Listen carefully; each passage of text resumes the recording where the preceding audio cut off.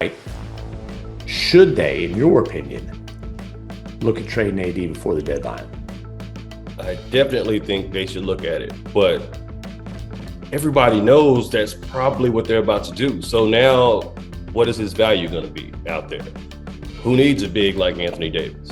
I don't know. I don't know the answer to these questions, but just to me, I hate to agree with Bontemps, but he was right. he was right, though. He was right. They should have tried to trade him last summer.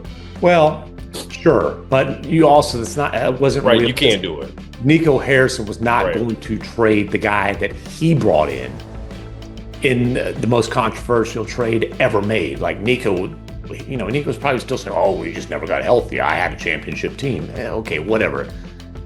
That's gone. Nico's gone. You've got Dumont, without saying it out loud or even writing in his letter, knows, dude, they really bleeped this thing up. They committed a colossal mistake. And he also knows, dude, they've got a second chance. Through nothing but blind luck, they got a second chance with Cooper Flagg. So I don't know what AD's trade value is. The Mavericks right now, they don't know. It is the job of their co-GMs on an interim basis, Matt Riccardi and Michael Finley, to figure that out over the next few months before the trade deadline. And there will be I don't know if the Mavericks will have a permanent successor in place before the deadline, but it's the job of the franchise, the front office, to figure all that out. Very notable, AD is hurt right now. Yeah. He thinks he's healthy. His personal medical staff, which is on the Mavericks payroll, by the way, something that was never done with Luka's medical staff, they have cleared him. Johan Dillsborough, the Mavs director of health and performance, has thrown up the caution flag. Said, "Oh, wait. This is a calf strain. We don't need to say out loud the risk you're taking if you're rushing back from a calf strain." And Patrick Dumont, weighing in on these sort of things for the first time in the meeting, said, "Hey, I'm siding with Johan. I'm erring on the side of caution. Until I see," and I'm speaking to Dumont here, until Patrick Dumont sees clear, convincing medical data indicating there's no risk of aggravating a calf strain or potential catastrophic injury related to it, he's not giving AD the green light. That's protecting the investment, right? That's making sure that you don't have a 9-figure albatross on your payroll that doesn't have any trade value, because I think they've got to explore the trade market for AD. I think they've got to hopefully recoup some picks, maybe get a player who's more on Cooper's timeline.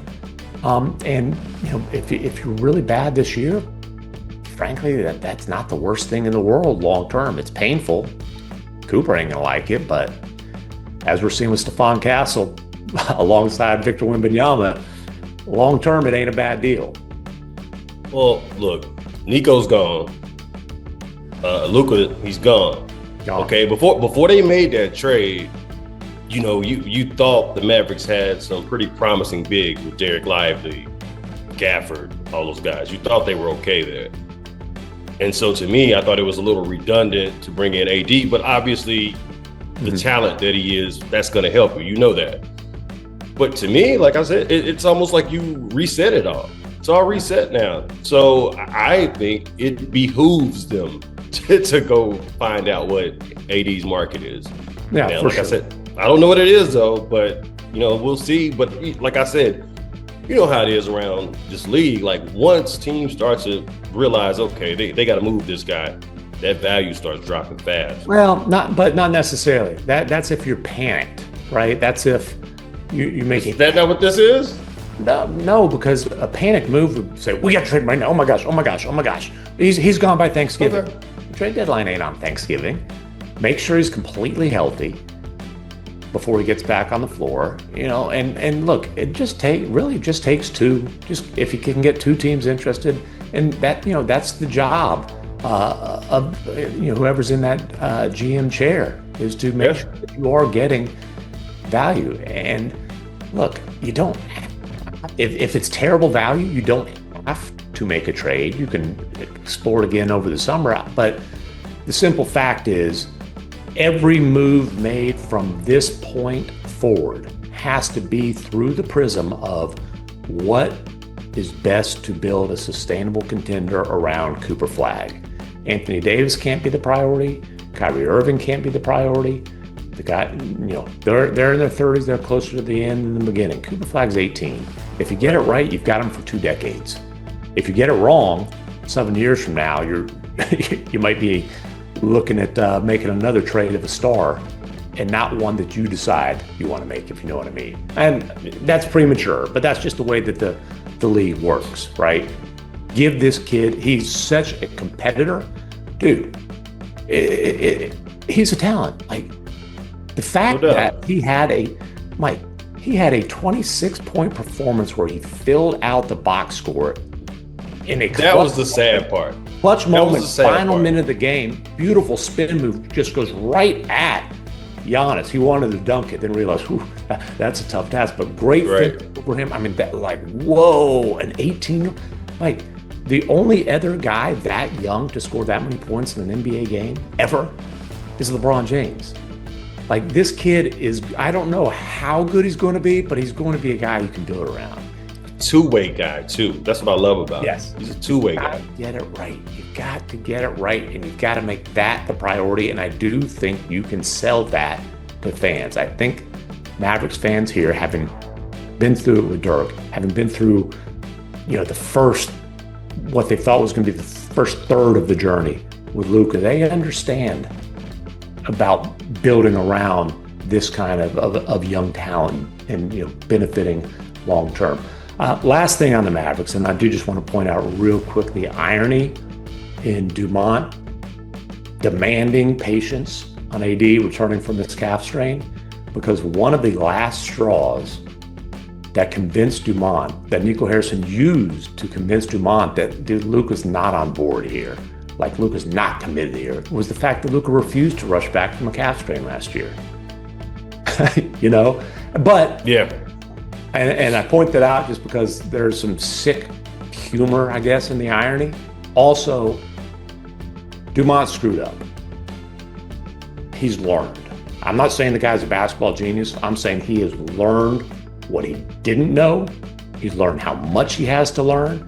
And, this is an example of, instead of just, in Nico we trust, and let's rush this guy back, understanding the big picture, understanding the importance of getting all the information, not just from one guy. Because if it was up to Nico Harrison, AD would have been back on Saturday. And if it was up to AD, it would have been as well. So, I don't know how much benefit of the doubt Dumont's going to get from Mavericks fans, but I think he has learned through a very, very painful experience here. He'll be fine. Jerry Jones just did something similar with Micah Parsons in the NFL, man. I mean, they still love Jerry. Well, no, the difference is Jerry's just got armadillo shell for skin. This is true. So, hey, let's talk about some teams that are winning some games. The Spurs, they did not win against the Warriors Wednesday night. But Area 51, by the way, great story by you on ESPN today about this tandem. And what a perfect name. Area 51. Right. Number 5, Stephon Castle. Number 1, Victor Wembanyama. 20-point triple-doubles for both of them.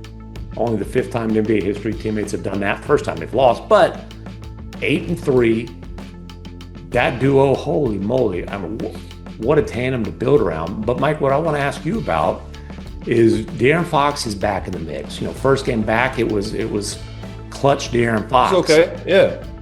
And so what do you think so far, small sample size, of kind of the fit there with that young duo? Man, he brings an element of suddenness, of speed. You see all that.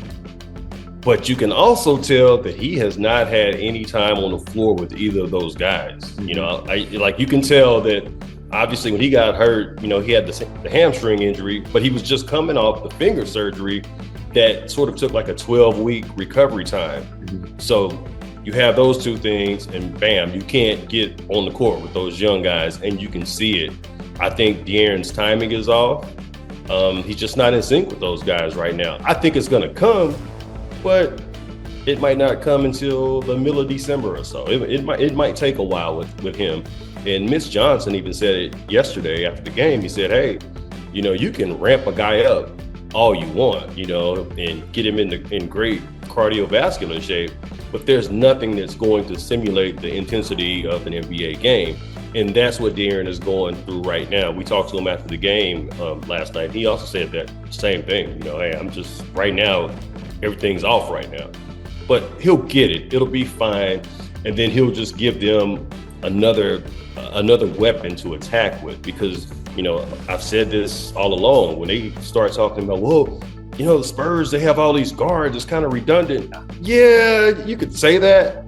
But all of those guys have different skill sets. They all bring a little something, something different to the table that the Spurs can take advantage of.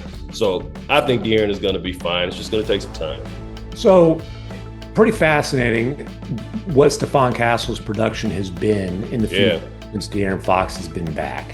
And I'm just gonna rattle the numbers off. 19.3 points per game, 11.3 assists, and the turnovers are down to 1.7. Again, we're talking about a 3-game sample size. Right.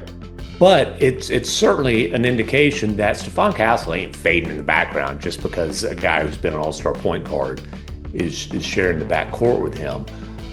What are people there telling you about kind of how they see Castle's role and how they see Castle fitting alongside Fox once Fox really gets rolling? What they love about Steph is you can put him in